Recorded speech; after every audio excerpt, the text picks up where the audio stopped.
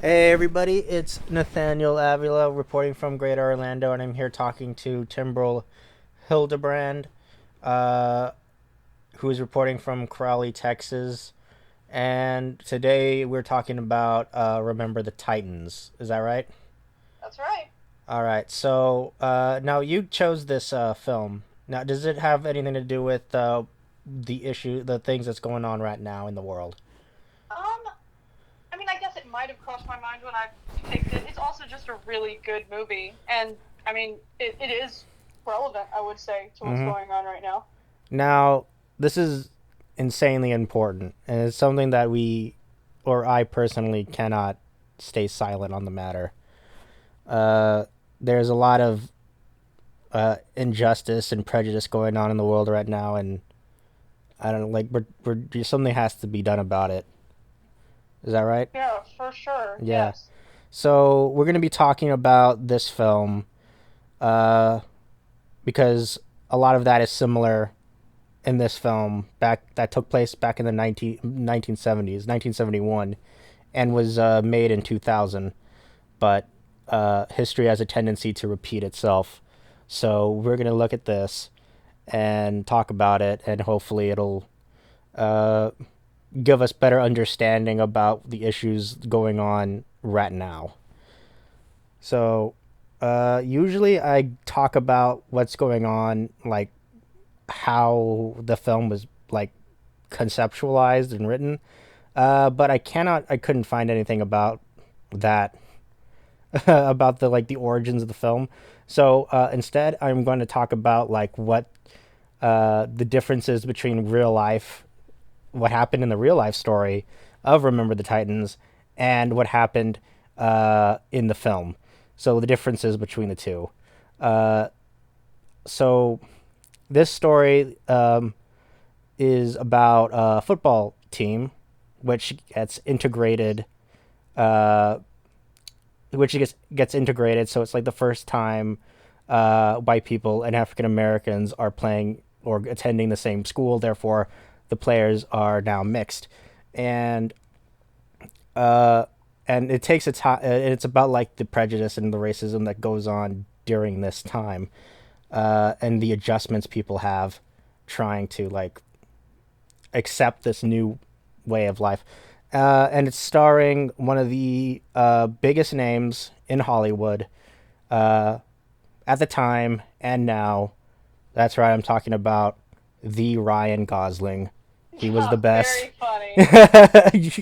He Honestly, was. I was actually just about to say that and make that joke, but you beat me to it. Oh, So now, snap. Yeah, we were on the most same people, way. honestly, if you blink, you'll miss that he's even in this movie. Yeah, there's no small roles for the little king himself.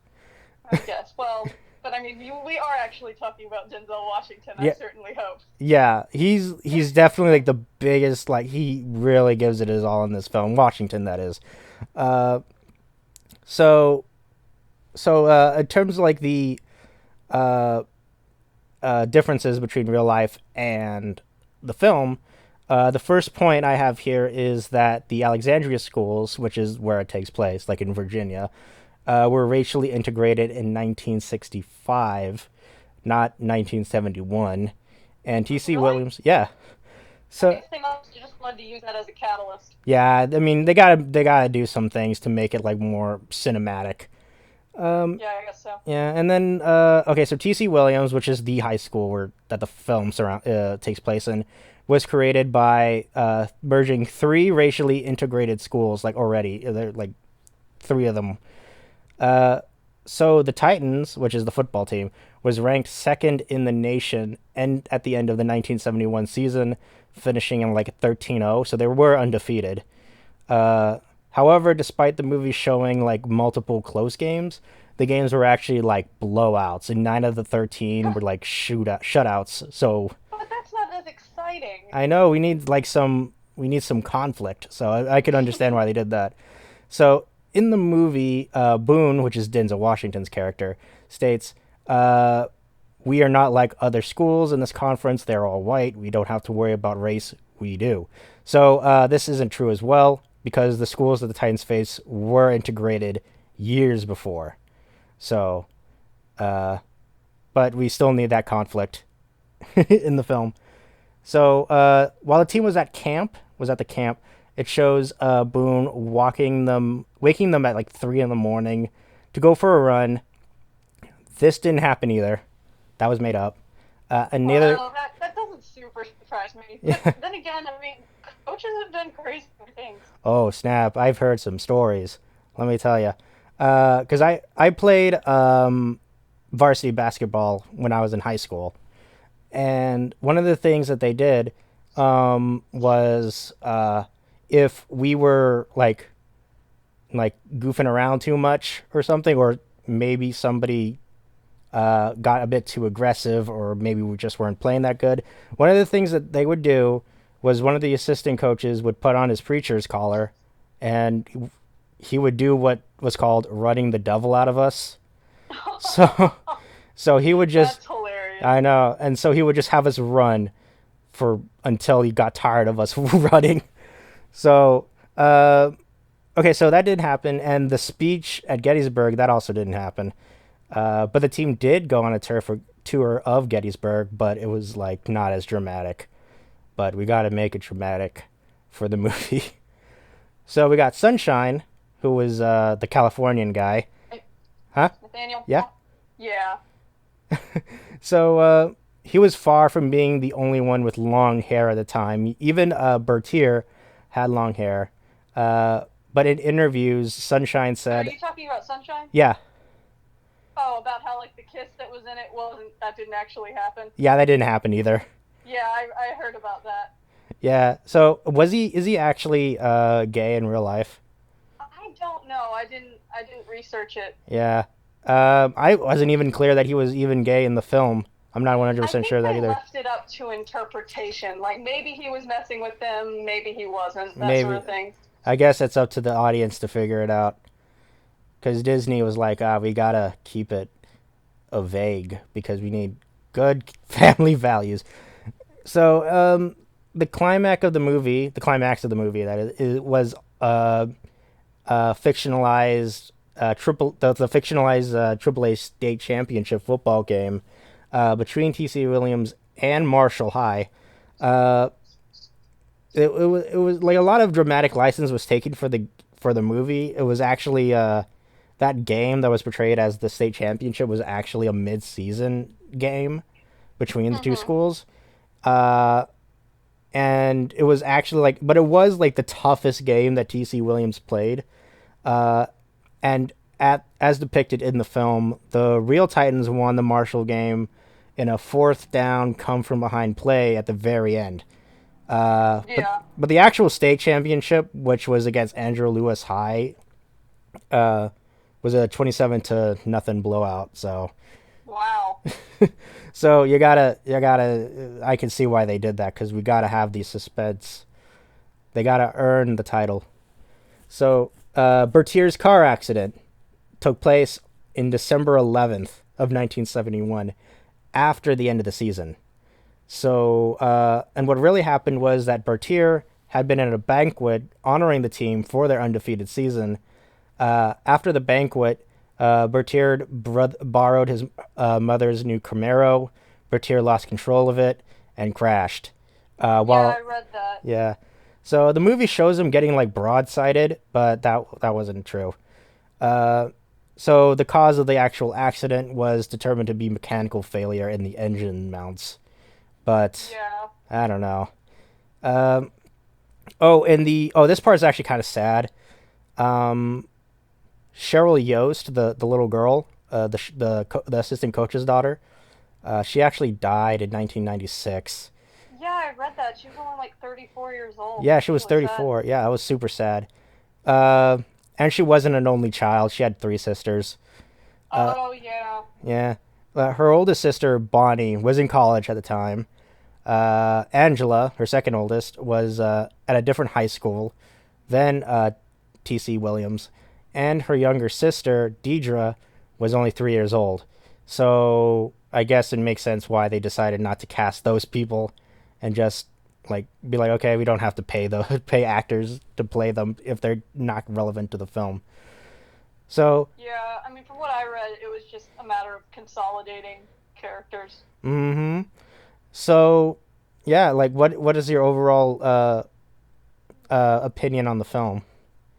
I really like this movie. It's a really good story, and yes, obviously, historical movies, as always, the based on a true story, usually take a lot of creative licensing when, like how you said, like they rearranged a lot of, the dates and the events. But from what it sounds like, all of the events happened. They just didn't necessarily happen in the order that was in the movie. So I suppose it might be a little bit I guess it might be a little bit more truthful to say this movie is inspired from real events or something like that. But Yeah, yeah, it's a good movie. It has interesting dynamic characters, and of course it investigates an issue that has been going on forever. mm-hmm. The sort of prejudice between races, specifically in America, that's been going on for pretty much as long as there have been people here. Mm-hmm. So it's interesting to watch.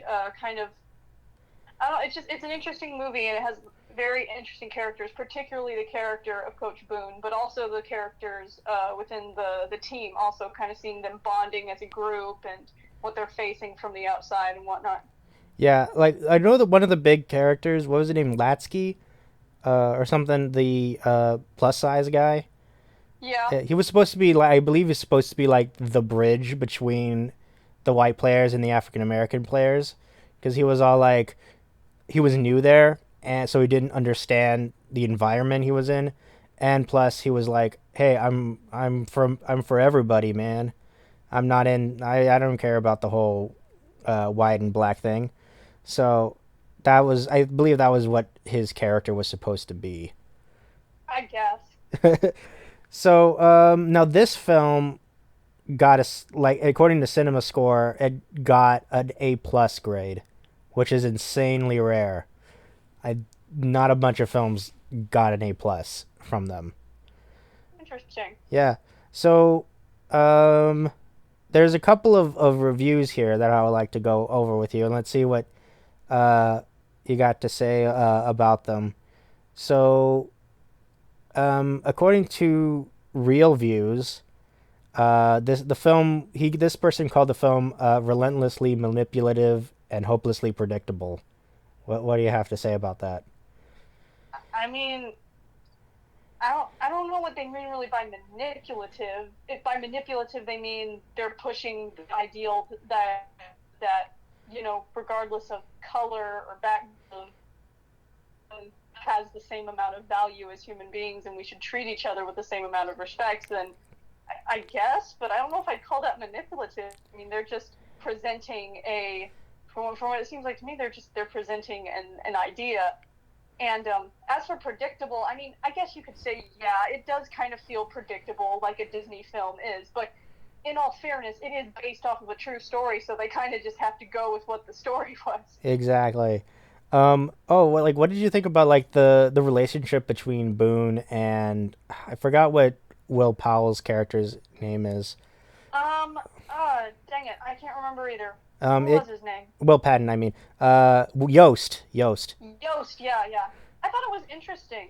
I thought it was interesting because it kind of I guess it kind of showed because like in movies like these you always it's always you have depicted the I mean like it was really bad back then Mm-hmm. and I mean I'm not saying that it's good now for any means when it comes to race relations, but back then people were a little bit more vocal about how prejudiced they were. And with the interactions between Boone and Yost, it kind of I guess it kind of like in their interactions you kind of see the tension that even exists, I guess, in polite ways, like even between him and Yost, like how he comes down on Yost when he points out that Yost is only um, pulling aside the African American players to kind of like support them when Boone comes down on them real hard. Mm-hmm. And so in a way, like he's pointing out Yost's prejudices, even if they're not necessarily as I guess I don't know the word, but I guess they don't seem as hateful Yeah. as some of the other prejudices that are shown in the movie.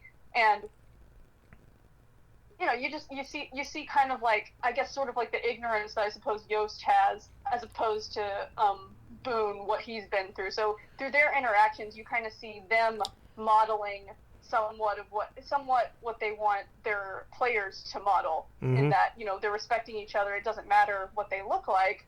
You know, both of them are guys who love football, so they're going to respect each other as human beings. Exactly. There was a joke that I had that I made, but no one was here to hear it to say it. Here to hear it. So I was like, "Hey, I got a Yost infection," Oh, wow. and then Okay. and then I high fived everyone. That's That great. was a good one. That was a great joke. It took me a while to think of it. So, so anyway, um, going off of what you said, it kind of reminds me of that one scene where a brick was thrown through Boone's house. Um, in real life, it was actually a toilet that was Yeah, thrown. I read that. Yeah, That would have been way more scary. really, because the filmmaker, like Boaz Yakin, the guy who directed the film, he thought that it was gonna be like too comedic. He thought it would be too Yeah, not. in the context of a movie, it definitely would have been. It definitely wouldn't have read the same way as a brick. Mm-hmm. But then again, I mean, a brick is very He's like, huh? especially when he's like brandishing the brick in front of everybody at the press conference. I mean, they might have taken away from him if he had like. Oh yeah, that's true. So like, and then after that, the scene after that, him and Yost had that heart to heart conversation about how like he's like it became like his business when his daughter was uh, in danger because she was there at the time. And Boone told him, hey, maybe you just got a little taste of what we've been through our entire lives. So it really makes you think. Yeah. Mm-hmm. So okay, so I have this other review from the Dallas Observer. Oh, by the way, the other one, the Real Views one, it continues to say that it's a notch above the average entry and part of its social message, uh, and creates a richer fabric than the usual cloth from which this movie is cut. So there's that. So I gave him that much credit. Yeah. The Dallas Observer said that beneath its raw rhetoric and pigskin proselytizing, it's no more provocative than a thoughtful than a Hallmark film, or for that matter, a Hallmark greeting card. Its heart is in the right place, Yikes. but it is no has no soul. And I was like, wow, that's very mean. I think that's a little That harsh. is very harsh. I mean, I will admit it does have some very Disney-esque moments that do fall a little cliche, but I don't think it's really fair to say that it's. I don't think that's a fair assessment. Me neither. I think that was way too harsh. Uh, and then the big guy, Roger Ebert himself, this is what he has to say about it. He said that the film was a parable about racial harmony yoked to the formula of a sports movie. Victories over racism and victories over opposing teams alternate so quickly that sometimes we're not sure if we're cheering for tolerance or touchdowns. Real life is never this simple, but then that's what movies are for. So that's what he has to say.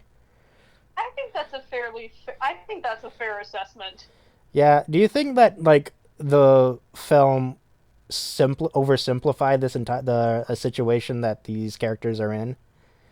Um, I mean, with something as complex as the issues being dealt with here, the racism, Huh? I, I mean, it's hard to delve into the complexity.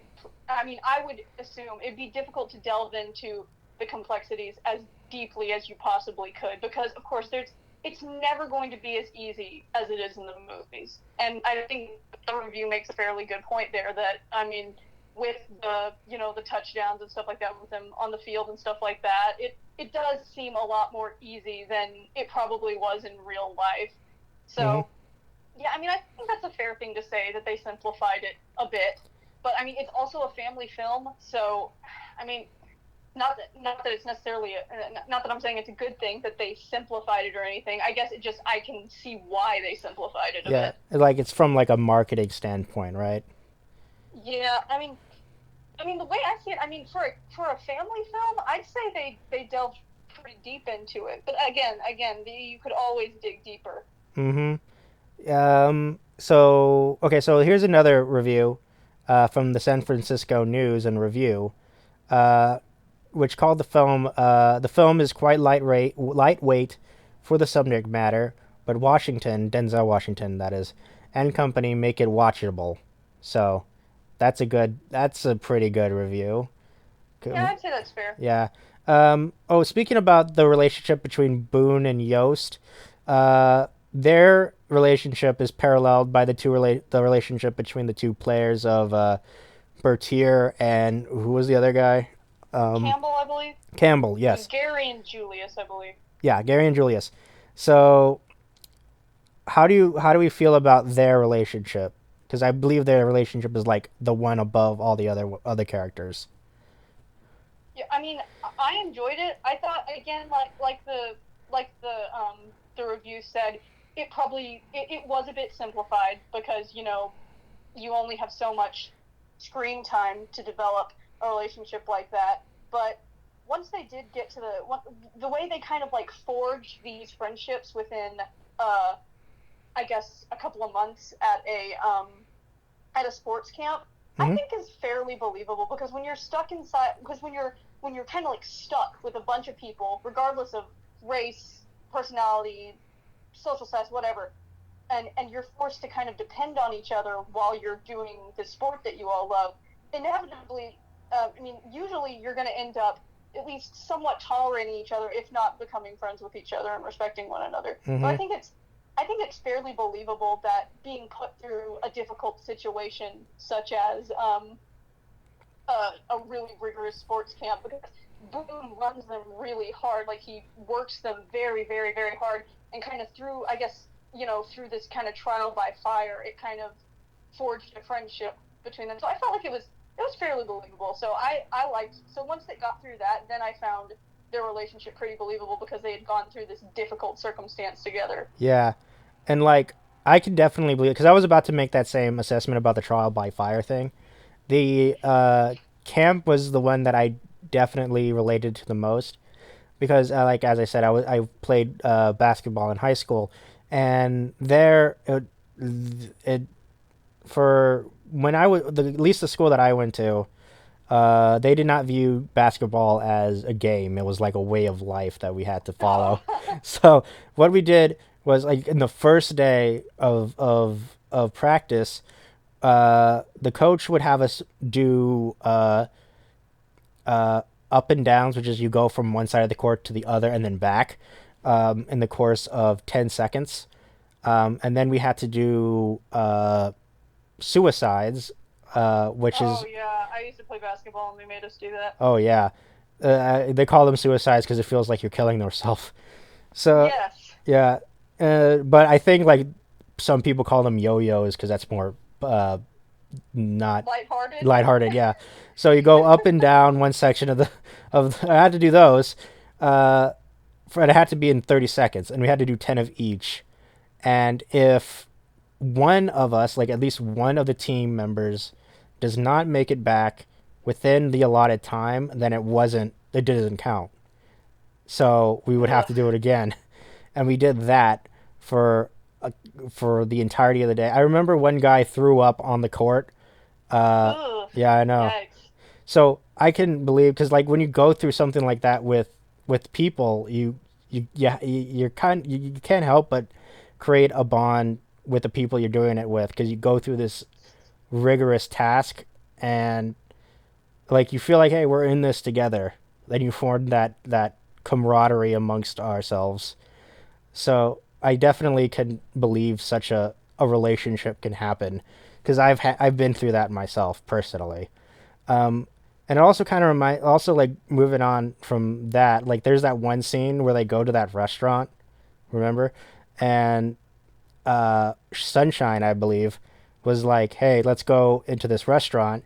And then one of the other guys, I forgot who it was.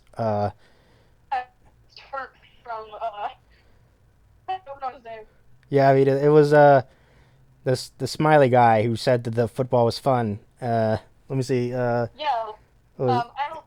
his name was Petey. Petey, yes, Petey. So Petey was like, "Hey, we can't go in there because they don't like serving African Americans," and then Sunshine was like, "Nah, man, it's those days are over. The Civil Rights Act was passed and segregation's done." But so they go inside, and yet the store owner was like, "Get out! I'm racist." And uh, after that, Petey got really upset, being like, "Oh, you didn't believe me that such things still go on." And stuff, and then he walked away. So it kind of makes you think that even though like, because this was after the civil rights movement and everything, and even after that, this kind of stuff still happens. Am I right?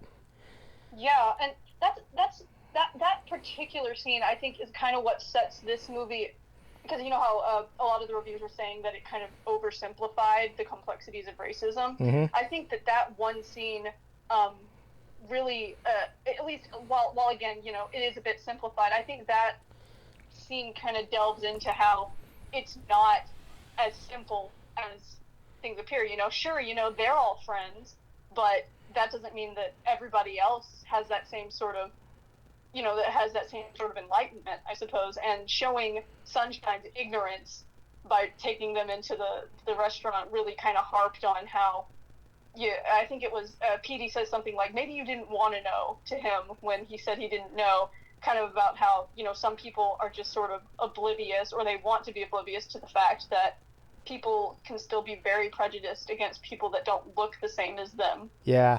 And like I see like signs and the protests that are going on now where people write that if you don't see color, then you don't see racism, that kind of That's a thing. good slogan. Yeah. So it's like stuff like that where people choose to ignore it, and that's not the way things. That's not how things should be because these are real serious issues and they need to be addressed, like for sure. Yeah, And that scene is definitely the most like complex scene that we've seen in the entire film that fully encapsulates the the harshness of racism that is present in uh, that was portrayed in the film, and it hmm, definitely does like art definitely does reflect real life. Am I right? for sure. Yeah. Yeah. So, so uh, and also like I know Boone's character, like everybody wanted, or at least like the higher ups in the school board and or anything, they wanted Boone to fail like a lot, so that they could fire him first chance they get. So that can show like how the world is definitely against him. It's definitely him against the world in this film. Hmm. So that's like the major conflict. Like who would you say is the antagonist in this film? I would say there isn't like a person that's necessarily the antagonist for this film. I think it really is just the prejudice that's existing within, that community and within the country that existed then and still exists now. I think that is the antagonist because that's the driving force for, all the obstacles that the characters face. Mm-hmm. Like in storytelling and in literature, there is like various different aspects to conflict. There's man versus man, man versus nature, man versus self, and man versus society. Which this is definitely a man versus society conflict. Uh, Hmm. so I'm gonna talk about uh, talk about some trivia about the film, so we can learn about what's been going on. So Boaz Yakin, the director of the film, he did not know anything about football, like at all. So Bruckheimer, the producer, arranged for him to attend football camp, where he picked up enough information in 2 weeks to resume the film. So that's one. That's Um, cool. yeah. Oh, and the original script was full of profanity, but Disney was like, "Hey, we're Disney. We can't have that. That's Oh not." yeah, because I mean that's one of the ways that this probably isn't the most realistic movie because there's a certain word that wasn't used that definitely would have been used. Oh, for sure. I mean, Um, if you watch any other movie that takes place in one of these time periods, focusing in on these issues, yeah. some very awful, awful language is Hmm. used. Yeah, and I've never. There was another film that I really really liked. It's called Glory Road. And it was another Disney film. It's about basketball and about. It's also about like an integrated college team, and they never say that word either. I think they only the only time I've ever seen it, it's I've only seen it written. Uh, so there's that, and that was also like the problem I had with another film called 42, uh, which was about Jackie Robinson, and was also produced by Disney, and they really turned it back on the profanity in that film too. So Really? Wait, 42. Was that the one where Black Panther was playing Jackie Robinson? yes, Black Panther.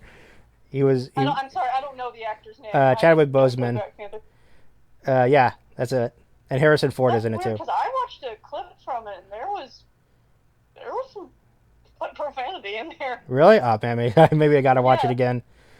yeah. But And I don't know. Maybe I just watched the one scene that had some profanity in it. maybe.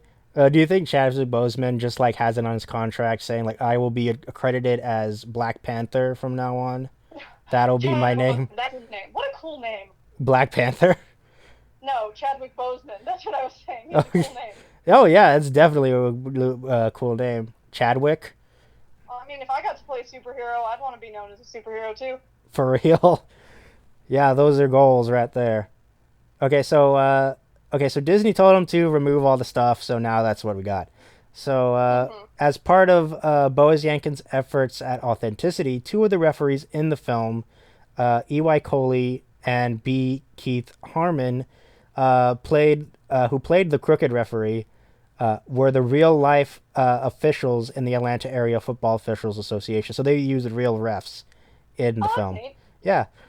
So, this film did not take. It was not filmed also in Virginia. It was filmed mostly in Georgia. But I mean, that's the magic of the movies. Da da da da Hmm. da da. Okay, so the film was made more accessible to non fans of football by careful music editing. Whenever the Titans complete a key play, the turn of the game favor, the music changes to upbeat rock. So good. I bet that'll help. Speaking of which of the score, there's like a music uh uh like an instrumental track in the film called what was it called? Da, da, da, da, da. It was called Titan Spirit, and it was a 7 minute long instrumental, and it became like very iconic among sports broadcasts. Hmm. Yeah, and it was used mostly by NBC, and it was used in the closing credits of like various Olympic games. Um, and it was Yeah, I read about that. yeah, and it was also played as veteran New York Mets crossed home plate during the closing ceremonies at Shea Stadium, and as the New York Yankees were awarded their rings from the 2009 World Series. Um, and it was also used in like during the Stanley Cup. It was used at the DNC in 2008 when Obama won the election, and so it became a very popular and iconic song that a lot of people used. So good on them. Good music composing, guys. Yeah, that's for sure. Yeah. Okay. So um, da, da, da, da. So any final thoughts about the film at all? Well, I mean, I think the ensemble cast is. I think this movie, just from I guess a filmmaker's point of view, the cinematography in this film is really cool, especially when it comes to the game sequences. Because I mean, I can only imagine how difficult it must have been choreographing football games. Oh yeah. I've always wanted to learn how to like choreograph like sports scenes because that is very fascinating to me. I'd wonder how they do that. Yeah, I mean, that just sounds so difficult to me. Oh yeah, like you're gonna have to the camera needs to be very like swift with following the ball and everything, and they have to be in the Yeah, action, make sure they don't get hit by anything. Like yeah, for sure. yeah. Um, Also, there was this one scene in when we first meet Boone, which I thought was like one of the best acting I've seen Denzel Washington do was when one of like the white coaches told Washington like or Boone like why aren't you out there protesting with your friends or something like underlyingly racist. Very And underhanded, yeah, yes. and you can see like and then he because he was holding a football at the time and you can see his arms like his hands just like extend out and then clench the football and you can see that in his face that he was really upset by that, but he couldn't do anything because I mean he's there to be professional and everything. So Hmm. that's like the one of those things about how some people just are forced to just take these comments because I mean what are you gonna do? You can't. I think he shows a lot of class in that scene because instead of like retaliating, Yeah, he like takes it in stride. yeah. I mean, there was a scene in 42 where Harrison Ford tells Black Panther this. Han Solo and Black Panther are in Yeah, a movie together? yeah. That's awesome. Oh snap! That's a crossover I'd watch. So he tells him like uh, in the film he was asked, "Hey, so you want me to have the courage to fight back?" And then Ford was like, "No, I want a person who has the courage to not fight back." So that encapsulates like what's like been going on, right? Yeah, Kurt, I was about to say something. Yeah, I think probably one of my favorite scenes of this movie. It's not quite as poignant, I'd say, but I really enjoy his interaction with Petey when they first meet, and he's talking about how football is fun because it's just this really quick Yeah, that was really funny. exchange. Because again, like, of course, this movie is very serious, and it should be. It's dealing with very serious subject matter, but the little like brief spouts of levity are very, very enjoyable. I think. Yeah, definitely the subtlety is definitely really good. It's definitely really fun. So, what would you rate this film? I'd probably give it 7, 8 out of 10, maybe. Yeah, I would give it like a 7 out of 10. So, I would definitely recommend this film, especially during these times, because it's definitely very important to understand these things. Well, yeah, because I mean, these issues that these players dealt with, I mean, we're still dealing with today, and I think maybe watching the movie, at least for me, watching it through that context, I guess it really gives you. I suppose it helped give me an idea that like this isn't something that happened in the past and was over. Especially that scene with Sunshine where he asked two of his African American friends to come into the cafe with him, not realizing that you know the prejudice was still very much alive in that area. I think it's good to watch that and realize that just like him, we can't be so foolish as to think that that prejudice is a thing of the past. Oh It's yeah, very much still alive. oh yeah. Like then, like back during like the beginning of America, uh, we back when like people were treated as less than, like African Americans were treated as less than, and also Latino people were also treated as less than, where we were like slaves and everything. And then when we finally got our, they got their freedom, they then they tried to suppress them a lot. Uh, they didn't like it. Then the Ku Klux Klan was founded. They were tried to intimidate them, tried to like get them to leave and all that kind of stuff. And then after that, uh, after that, the civil rights movement happened. No, wait, no, not that happened yet. They got the 13th Amendment, no, the 14th Amendment passed, awarding them citizenship, like full citizenship. Uh, then the 15th Amendment was passed, giving them the right to vote. But then after that, they got suppressed by a lot of white people who didn't want them to vote. And then the civil rights movement happened, uh, and then and then like that was a whole ordeal in and of itself. Uh, like segregation was going on, the Jim Crow laws were going on, uh, until finally they were finally repealed with the Civil Rights Act, and segregation was over. But these things were still very rampant, even with all this, and this is going to take some time. It's going to take a lot of time. It's gonna take a Well, long yeah, I time. mean, as long as people are broken, there's Hmm. going to be broken things going on, and this is certainly something that's broken about our world. Yeah, yeah. People would, in especially with, I know that people of Asian descent were brought here to work on railroads, and they were also treated very poorly. Uh, and people, Hispanic people, were enslaved from Latin America, and then we were brought into California, and we were like forced to like cultivate grapes and stuff, and we were like being paid like pennies on the dollar until finally we started a strike led by Cesar Chavez, and finally we got like workers' rights and everything. So these things are, it's gonna, I don't know what how long this is gonna take, but hopefully we'll we'll get through this and we'll do this together because that's what we Americans do. Am I right? Let's hope so, at least. Yeah. So if is there any way that anyone can help? I mean, right now, I mean, it's really good. Like, I think part of the issue is that people aren't informed. They like I said, they're kind of blind to the fact that this isn't just a thing of the past. This is a thing of the present.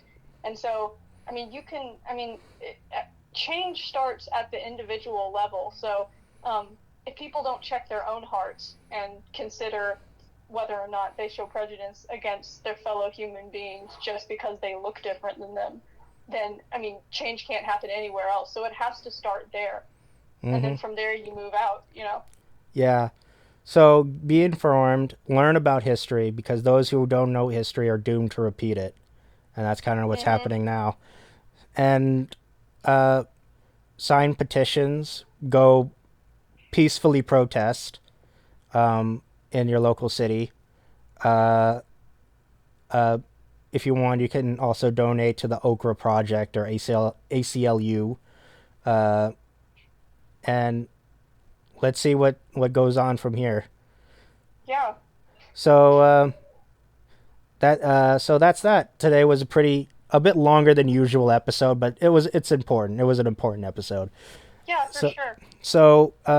it was a bit more heavy handed today, but I mean I feel like we needed to. But uh, that that's that.